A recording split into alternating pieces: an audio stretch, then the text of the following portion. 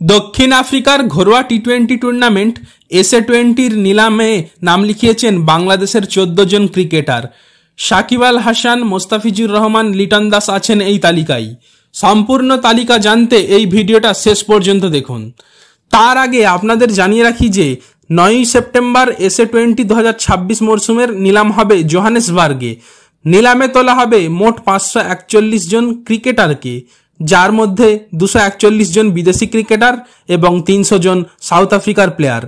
তবে নিলামে সর্বোচ্চ বিক্রি হবেন 25 জন বিদেশি ক্রিকেটার আর সর্বোচ্চ 59 জন সাউথ আফ্রিকার প্লেয়ার বিক্রি হবেন।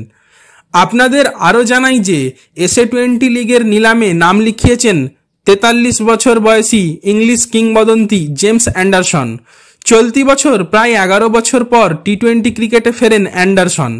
টি-20 ব্লাস্টে খেলেন তিনি ল্যাঙ্কাশায়ারের হয়ে। এরপর তিনি দ্য 100 লিগে ম্যানচেস্টার অরিজিনালসের হয়েও 3 ম্যাচ খেলেছেন। যাই হোক, বহু তারকা ক্রিকেটার এই নিলামের জন্য চূড়ান্ত তালিকায় জায়গা পেয়েছেন। এবার আপনাদের জানাই যে বাংলাদেশ থেকে মোট 14 জন ক্রিকেটার নিলামের জন্য চূড়ান্ত তালিকায় জায়গা পেয়েছেন।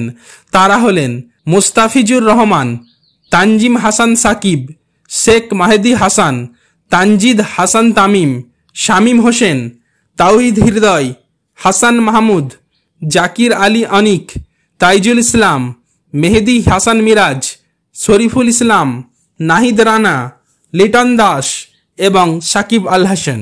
আপনার কি মনে হয় আসন্ন এসএ-20 নিলামে কোন কোন বাংলাদেশি প্লেয়ার দল পাবেন তা আমাদের কমেন্ট করে জানাতে পারেন।